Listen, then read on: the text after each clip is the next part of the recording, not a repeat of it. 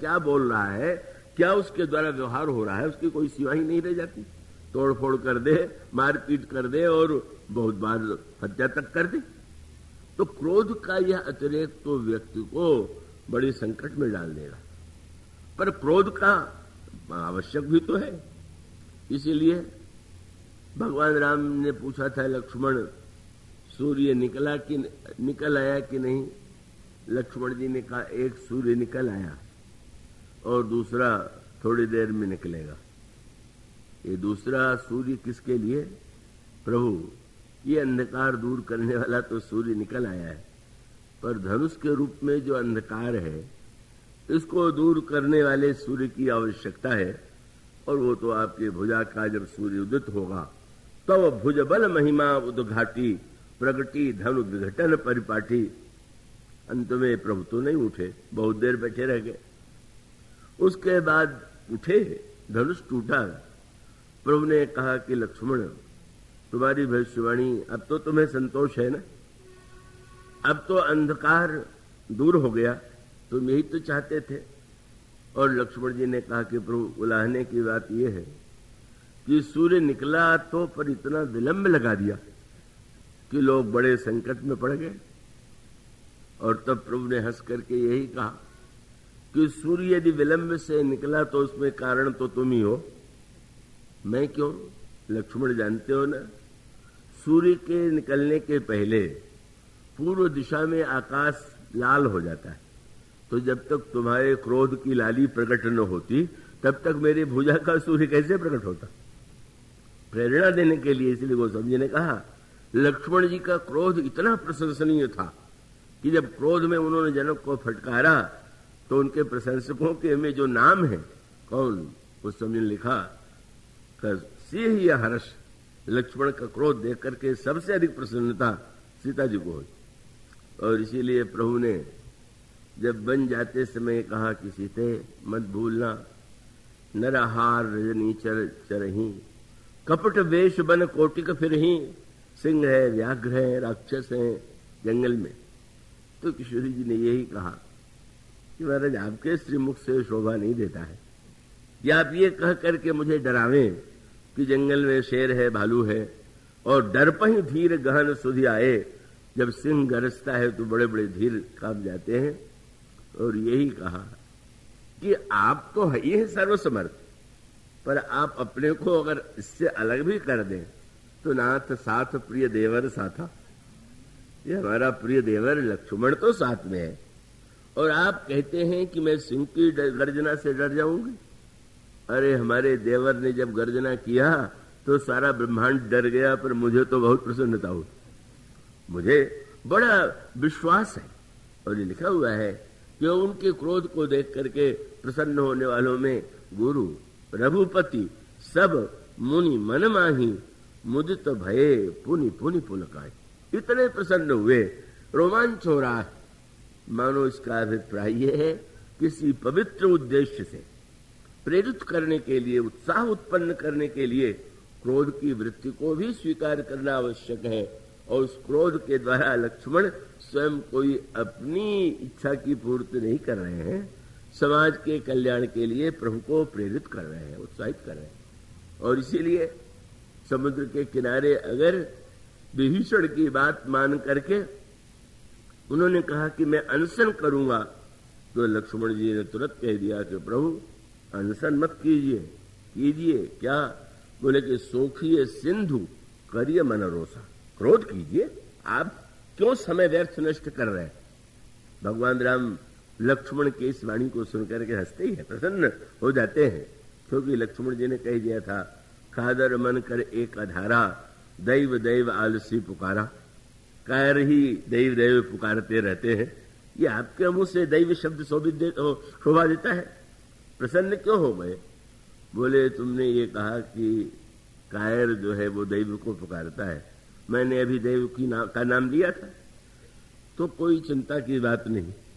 दैव का नाम लेने से मैं अगर कायर भी हूं तो तुम जैसे वीर भाई के रहते हुए मेरी वीरता की कोई आवश्यकता भी नहीं।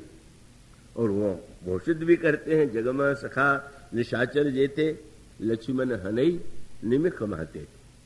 और उसका अभिप्राय यह है कि इन सारी वृत्तियों में सबसे बड़ी समस्या ये है कि हमारा अंतःकरण मलिन हो जाता है, वो दोष आ जाता है। अगर उन दोषों का निराकरण कर सकें तो उसका अभिप्राय ये होगा कि हमारे जीवन में वो दोष न रह करके गुण हो जाएंगे। और यही बात लोभ के संदर्भ में, भगवान श्री राम के मन में राज्य का अंश मात्र लोभ नहीं था। लोभ न राम ही राज कर, बहुत भरत पर प्रीत, महाराज दशरथ ने घोषणा किया था। पर इतना होते हुए भी भगवान श्री राघवेंद्र यदि सिंहासन पर बैठना स्वीकार करते, और ये न समझ लीजिएगा कि सिंहासन पर बैठे थे तो कोई खादी का कुर्ता पहन के बैठे हो, ये तो निंदा मैं नहीं कर रहा हूं। मैंने राजा के रूप में बैठे तो रेशमी वस्त्र और आभूषण, माने भगवान राम चाहते तो ये कहते मैं सिंहासन पर बैठूंगा पर वही बलकल वस्त्र पहने रहूंगा, मैं तो उसी वेश में। पर भगवान राम, गोस्वामी ने लिखा, कर मज्जन प्रभु भूषण साजे। सिंहासन पर बैठने के पहले प्रभु ने कैसा अनोखा कार्य किया, स्वयं स्नान किया और स्नान करने के बाद कीमती से कीमती आभूषण प्रभु ने धारण किया। और ऐसी उस प्रभु की दिव्य शोभा, मुकुट की शोभा जिसमें दिव्य अनेक रत्न जटित हैं, मानो भगवान राम इस राज्य को जब स्वीकार करते हैं और राजा के रूप में स्वीकार ही नहीं करते। भगवान राम भोगों को भोगते थे कि नहीं भोगते थे? भगवान राम क्या एकांत में बैठ करके केवल योगाभ्यास करते थे क्या? तो स्वामी जी ने स्पष्ट कह दिया। भगवान राम कौन है? बोले श्रुति पथ पालक, धर्म धुरंधर। और हैं कैसे? बोले गुणातीत और भोग पुरंदर। एक और इंद्र के समान भोगों को भोगते हैं और दूसरे साथ साथ वो गुणातीत भी। और इसका अभिप्राय है कि मानो भगवान राम अपने चरित्र के द्वारा यह बताना चाहते हैं, केवल बहिरंग किसी वस्तु के द्वारा व्यक्ति के चरित्र का निर्णय नहीं किया जा सकता। कोई व्यक्ति बहिरंग प्रदर्शन के रूप में भी अपने आप को इस रूप में प्रदर्शित कर सकता है। भगवान राम के चरित्र में काम की स्वीकृति है, क्रोध की स्वीकृति है, लोभ की स्वीकृति है, पर वह ऐसा है कि जहां पर भगवान राम का काम, क्रोध, लोभ जो है उस समाज को धन्य बना देता है, परिपूर्णता प्रदान करता है। इसलिए भगवान राम जिस ऋतु को आदर्श मानते हैं उनका कहना यही है। इसमें आप देखेंगे शरद ऋतु के द्वारा उन्होंने ज्ञानी को संदेश दिया, भक्त को संदेश दिया, राजा को संदेश दिया।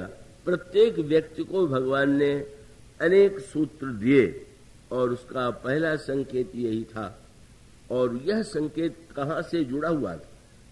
आप ध्यान से अगर विचार करके देखें, इसकी पृष्ठभूमि पर दृष्टि डालिए। भगवान राम ने जब सुग्रीव का दुख सुना कि बाली ने किस प्रकार से सुग्रीव की पत्नी को छीन लिया, राज्य को छीन लिया, तो भगवान राम के आंखों में आंसू आ गए। और सुन सेवक दुख दीन दयाला, फरक उठी दो भुजा विशाला। भगवान के आंखों में आंसू आ गया और भुजाएं फड़क उठी। और भगवान ने कहा, सुनो सुग्रीव, मैं मारी हूं, बाली ही एक ही बाण, सुग्रीव निश्चिंत हो जाओ, मैं उस बाली का वध एक ही बाण से करूंगा। और तुम विश्वास रखो, ब्रह्म रुद्र शरणागतहु गए न उबरी प्राण। अगर वो ब्रह्मा और शंकर की शरण में जाएगा तो अभी उसका प्राण बच नहीं सकता। भगवान ने इतनी ऊंची बात कही और सुग्रीव कहने लगे, महाराज आप कह तो रहे हैं, पर आपको बाली के बल का पता है? लीजिए। भगवान से कहा, बाली महाबल अतिरण धीरा। साधारण बलवान उसको न समझिएगा, आपने कह दिया एक ही बाण से। अरे महाराज आप कहते मारूंगा तो भी आपने एक ही बाण से मारूंगा। बाली तो बहुत बड़ा बलवान है। भगवान ने मुस्कुरा करके पूछा, तो तुम्हें संतोष कैसे होगा? तो 7 ताल के वृक्ष थे और दुंदुभी राक्षस के, अब बड़ा विशाल वो राक्षस था, उसकी हड्डियों का ढेर पड़ा हुआ था। तो उन्होंने कहा कि महाराज अगर कोई एक ही बाण से 7 तालों का भेदन कर दे और दुंदुभी राक्षस की हड्डी को 4 योजन दूर फेंक दे तो हम मान लेंगे कि वो बाली को मार सकता है। कैसी परीक्षा ले रहा है जीव, हड्डी भगवान से फेंकवा रहा है और वो कह रहा है दुंदुभी अस्थिताल दिखराए बिनु प्रयास रघुनाथ ढाए। भगवान के लिए तो खेल था, एक ही बाण से जो है प्रभु ने ताल का भेदन कर दिया, अपने पैर के अंगूठे से उस ढेर के हड्डियों को उठा करके उतने दूर फेंक दिया। और तब देख अमित बल बाढ़ी प्रीति और बाली बधब इन भई परती थी। नहीं, मेरा भ्रम था, ये अवश्य बाली को मारेंगे, पर उससे बड़ा संकट तो अब आया। क्या? पहले तो ये संदेह था कि मार पाएंगे कि नहीं, और जब भगवान ने कहा और दिखा दिया ये विश्वास हो गया तो वैराग्य आ गया। चले महाराज अब तो मेरा विचार बदल गया। क्या बदल गया? बोले महाराज नहीं चाहिए मुझे संपत्ति, नहीं चाहिए राज्य, नहीं चाहिए भोग। उन्होंने तो ये कहा कि महाराज नाथ कृपा मन भय अलोला, मेरा मन बिल्कुल शांत हो गया। और शांत होने के साथ साथ ये कहा कि क्यों नहीं चाहिए? बोले सुख संपत्ति परिवार बड़ाई सब परिहरी करिहो से उताई। सुख संपत्ति परिवार बड़ाई, हम सब कुछ छोड़ के आपका भजन करेंगे। क्यों? ये सब राम भगत के बाधक, ये सब भगवान की भक्ति में बाधक है। सब कुछ छोड़ के भजन करेंगे। और आज से तो बाली के प्रति मेरे मन में द्वेष क्या, मैं तो बाली को मन ही मन प्रणाम करता हूं कि बाली परम हित जासु प्रसादा मिले वो राम तुम समन विषादा। वाह वाह, बाली कितना महान है। अगर वो ऐसा व्यवहार न करता तो आप कैसे मिलते?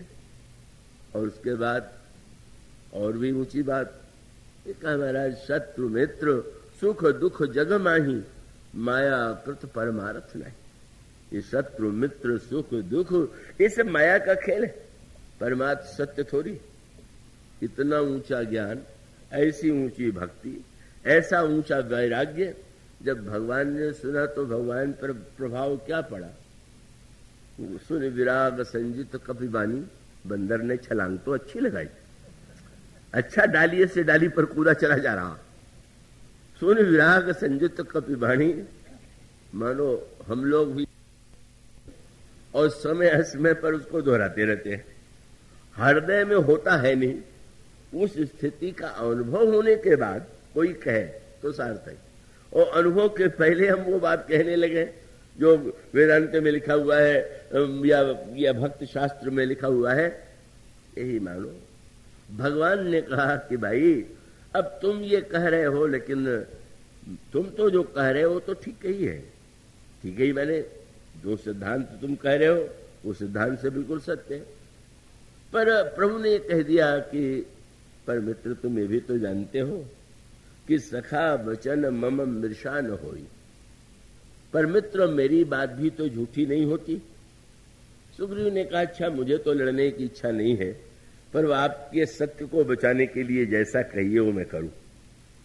प्रभु को बड़ा आनंद आया, बोले मेरे ऊपर ये एहसान करने जा रहे हैं, अब जो कार्य करेंगे वो मेरे ऊपर कृपा करके, क्योंकि इनमें ज्ञान वैराग्य और भक्ति सब आ गई है।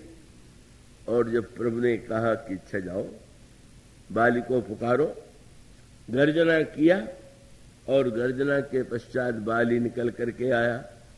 और जो ही बाली का एक मुक्का सुग्रीव पर लगा, ऐसे घबराए, तब सुग्रीव विकल होई भागा। एक ही मुक्के में न ज्ञान रहा, न वैराग्य रहा, न तो भक्ति रही। व्याकुल होके भगवान के पास आए, प्रभु आपने तो कहा था एक ही बाण से मारेंगे। प्रभु ने कहा भाई मैं पहचान ही नहीं पाया कौन बाली है और कौन सुग्रीव। वहां बाली अपनी पत्नी को वेदांत सुना रहा था और यहां ये भगवान को सुना रहा था। बाली से जब पत्नी ने कहा कि महाराज वो तो जानते हैं सुग्रीव ने जिनसे मित्रता किया है वो बड़े बलवान, तो बाली ने कहा बलवान? अरे वो तो ईश्वर है। और तब ईश्वर है तो आपको डर नहीं लगता? तो नहीं, डर नहीं लगता। क्यों? कहा बाली सुनो भीरु प्रिय समदर्शी रघुनाथ। शास्त्रों में कहा हुआ कि ईश्वर समदर्शी है, तो मुझ में और सुग्रीव में भेद कर ही नहीं सकता। तो बोले महाराज ये तो वेदांत का लक्षण है, अगर भगवान मार दें तो उसने भक्ति की सबसे ऊंची बात कही। जो कदाच मुझे मारे तो पुण्य हो सनात, अगर मुझे मार देंगे तो मैं सनात हो जाऊंगा, ये भक्ति की सबसे ऊंची भावना है। वो स्वामी जी से किसी ने कहा कि इसका अर्थ ये है कि ऊपर से चाहे जैसा रहा हो, पर भीतर से तो पक्का ज्ञानी और पक्का भक्त है। तुलसीदास जी ने बाली को एक ही उपाधि दिया, क्या? बोले गोस्वामी जी ने कहा अस कही चला महाअभिमानी, ये न ज्ञानी है न भक्त है, ये तो केवल शुद्ध अभिमानी।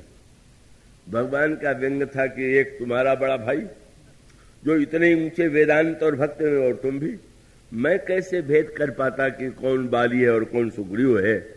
तुम तो दोनों बिल्कुल एक ही जैसे लगे।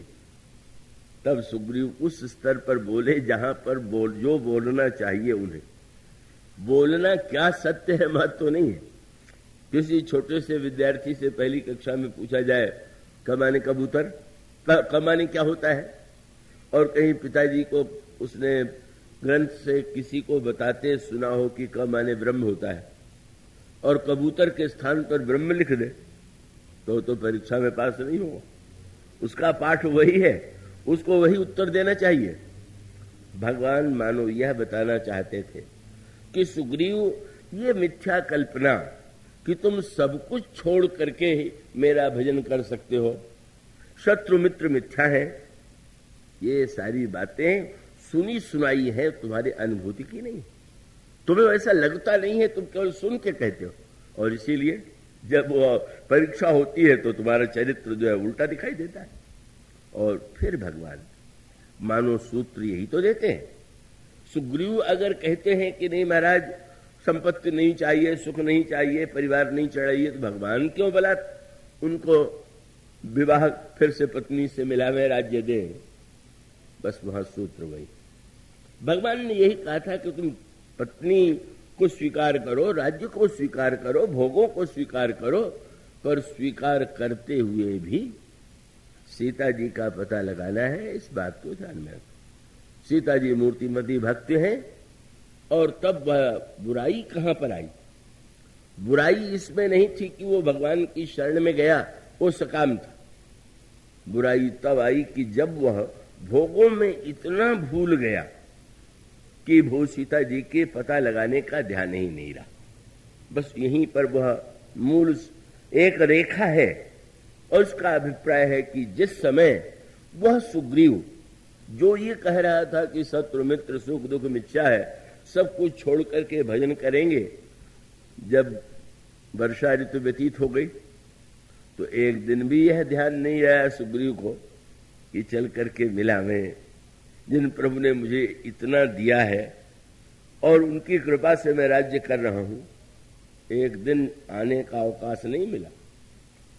और उसके बाद भगवान ने कहा, सोचा कोई बात नहीं है, बरसात आती है तो बाढ़ भी आती है, और बरसात में जब जल बढ़ता है तो गंदगी भी बढ़ती ही जाती है। इसलिए भगवान ने जब वर्षा ऋतु का वर्णन किया तो यही कहा कि क्षुद्र नदी भरी चली तोराई, जस थोरही धन खले तराई। का वो जब कोई क्षुद्र व्यक्ति धन पा लेता है तो जैसे बरसात में चारों ओर बाढ़ ही बाढ़, जल ही जल दिखाई देता है, पर वो जल गंदा है, वो जल मलिन है, और वो व्यक्ति को जलाता नहीं, मारता है। पर जल जब वो शरद ऋतु कि ग्रीष्म ऋतु तो नदी की परीक्षा है। किसी ने कहा कि वो तो बड़े भगत हैं, तो कबीर ने ही कहा कि हाँ, भक्त भाव भादौ नदी सबे चली गहराए, सरिता वो है सराही जो जेठ मास ठहरा। कुछ नदियां तो ऐसी हैं कि गर्मी में कहीं जल ही नहीं दिखाई देता, तो या तो जल ही नहीं, या जल इतना उमड़ा कि चारों ओर गंदगी, बाढ़, और उसमें लोग मर रहे हैं, डूब रहे हैं। शरद ऋतु भगवान ने पूरी वर्षा में प्रतीक्षा किया कि सुग्रीव को कभी तो ध्यान आवेगा, पर जब सुग्रीव नहीं आए तो भगवान राम का सूत्र यही था, और वही मूल सूत्र यह है कि लाभ और लोभ का जो अंतर है आपने उस पर ध्यान दिया होगा। लाभ की आवश्यकता किसे नहीं। भगवान राम जब भक्त का लक्षण बताते हैं तो कहते हैं 8 जथा लाभ संतोषा। कबीरदास जी भगवान से तो नहीं कहते कुछ नहीं चाहिए, साईं इतना दीजिए जामे कुटुंब समाए, मैं भी भूखा ना रहूं साधु न भूखा जाए। लाभ की आवश्यकता है, लोभ की नहीं। और कैसा विलक्षण ये शब्द रचना की गई। दोनों में ल और भ अक्षर बिल्कुल एक ही है, अलग शब्द नहीं है। अक्षर दोनों में, लाभ में भी वही और लोभ में भी वही। तो फिर एक को बुरा क्यों कहते हैं? लाभ और लोभ में अंतर क्या है? बोले बस मात्रा का भेद। ल के साथ अ जोड़ दिया तो लाभ बन गया, पर मात्रा बढ़ती गई। अब अ नहीं है, आ ई ए आई, तब कहीं ओ। मानो जो जो मनुष्य की यह वृत्ति बढ़ती जाए मात्रा की, और कबस जो 10 20 50 मिले, सत होय हजारों लाख मंगेगी, और कोटि अरब खरब असंख्य पृथ्वीपति होने की चाह जगेगी। और स्वर्ग पताल को राज्य मिले, पर तऊ तृष्णा अति आग लगेगी। यही है लोभ, मात्रा बढ़ती जा रही, एक मात्रा से नहीं और तब सुंदर जी ने जो बात कही वही बात यहाँ पर, वो तो प्रभु की वाणी ही है।